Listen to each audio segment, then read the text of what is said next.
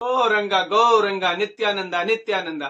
तो बहुत ही जल्दी हम लोगों ने ये नित्यानंद त्रयोदशी का भगवान का संपन्न किया उत्सव। अभी हम जल्दी ही गौर पूर्णिमा के उत्सव को संपन्न करने जा रहे हैं। 25 मार्च को आएगा गौर पूर्णिमा।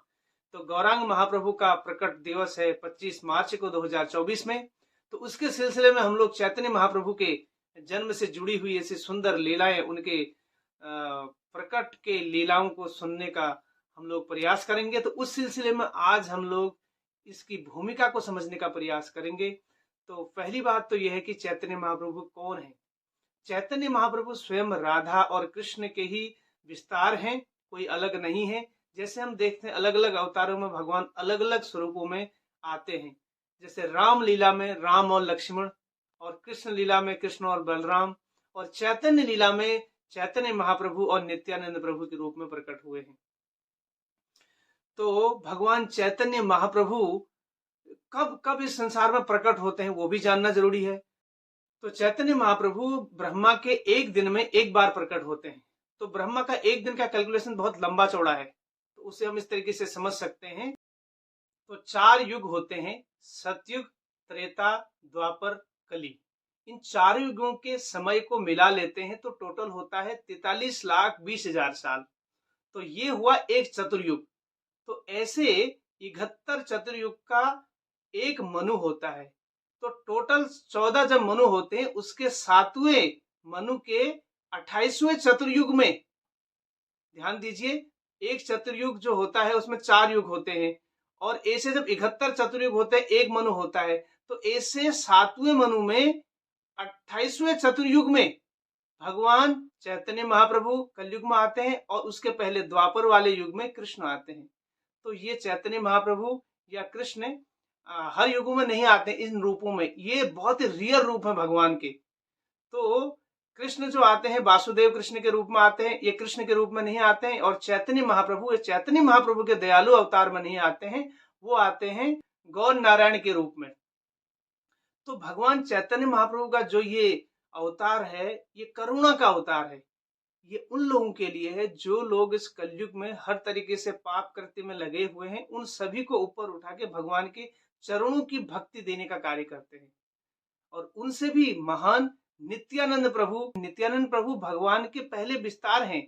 जैसे हमने डिस्कस की कि जैसे राम अवतार है, वहां पर राम और लक्ष्मण है, और फिर कृष्ण अवतार में कृष्ण बलराम है, और यहाँ चैतन्य महाप्रभु और नित्यानंद प्रभु के रूप में विस्तार होते हैं भगवान के। तो भगवान के जो भक्त हैं वो भगवान से कहीं महान होते हैं। इसकी चर्चा श्रीमद् भागवतम के 11:5-32 में उद्धव जी को भगवान बताते हैं।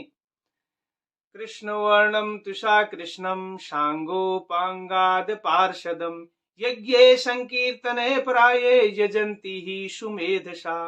कलयुग में वे लोग बुद्धिमान है अत्यंत, जो लोग भगवान और भगवान के भक्तों के साथ भगवान की पूजा करते हैं। तो भगवान ये स्वीकार करते हैं कि भगवान के भक्तों की पूजा जब तक नहीं होती है, भगवान उसको पूर्ण नहीं मानते हैं। क्योंकि जो बलराम जी हैं वही नित्यानंद के रूप में इस चैतन्य लीला में आते हैं। तो चैतन्य महाप्रभु से भी ज्यादा दयालु हैं नित्यानंद प्रभु, क्योंकि नित्यानंद प्रभु जो है चैतन्य महाप्रभु के पास ले जाते हैं हमको। वो आदि गुरु हैं, गुरुओं के गुरु हैं। सबसे शिखर पर जो वो है नित्यानंद प्रभु। तो नित्यानंद प्रभु की कृपा अगर हमको मिल गई तो चैतन्य महाप्रभु की कृपा हमको। कृष्ण लीला में भगवान जब कृष्ण अवतार लेते उस समय भी संकर्षण के रूप में भगवान का छाता बन के आते हैं। जब वसुदेव जी कृष्ण को अपने टोकरी में सर पे लेके जा रहे थे, यमुना पार करा रहे थे, तो वहां पर कृष्ण लीला में भगवान की लीला में सहयोग करते हैं। भगवान के प्रथम विस्तार हैं। जैसे भगवान की सेवा में जो भी चीजें सारी लगती है, जैसे मंदिर हो गया, या भगवान की कथा कीर्तन में जो सामग्री यूज होती है, या भगवान के कीच, उस सब को बलराम जी का विस्तार बताया गया है। वैसे ही यहाँ ये चैतन्य लीला में नित्यानंद प्रभु जो मृदंग हम बजाते हैं, मृदंग, या फिर उनका मंदिर, या फिर यहाँ पर भी जो भी सेवाएं चैतन्य महाप्रभु का हम पहुंचाते हैं, उन सेवा में जो भी सारी चीजें लगती हैं, वो सारी चीजें जो है वो नित्यानंद प्रभु का विस्तार है। तो इस तरीके से नित्यानंद प्रभु हमेशा भगवान की सेवा में लगे रहते हैं, और उनके विस्तार है। अगर नित्यानंद की कृपा हो गई तो चैतन्य की कृपा हम पे हो जाएगी, चैतन्य महाप्रभु की। तो इस तरीके से जय श्री कृष्ण चैतन्य प्रभु नित्यानंद श्री अद्वैत गदाधर शिवासादि गौर भक्त वृंद। चैतन्य महाप्रभु स्वयं राधा और कृष्ण के स्वरूप हैं और नित्यानंद प्रभु जो है वो बलराम जी हैं।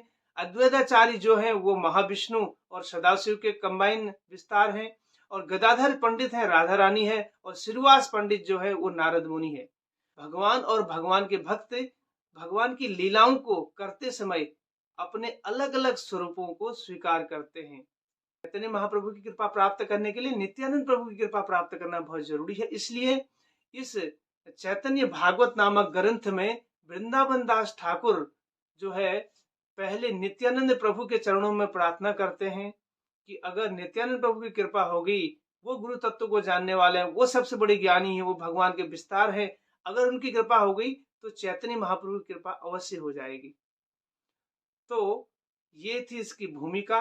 तो नित्यानंद प्रभु का प्रणाम मंत्र है नित्यानंद नमस्तुभ्यं प्रेमानंद प्रदायिने कलो कल्मषनाशाय जानवापतये नमः। नित्यानंद नमस्तुभ्यं, नित्यानंद प्रभु को हम नमस्कार करते हैं, प्रणाम करते हैं, क्योंकि प्रेमानंद प्रदान करने में, प्रेम का आनंद प्रदान करने में समर्थ हैं जो नित्यानंद प्रभु, और कलमश का नाश करने वाले हैं और जानवा माता के पति हैं। तो ऐसे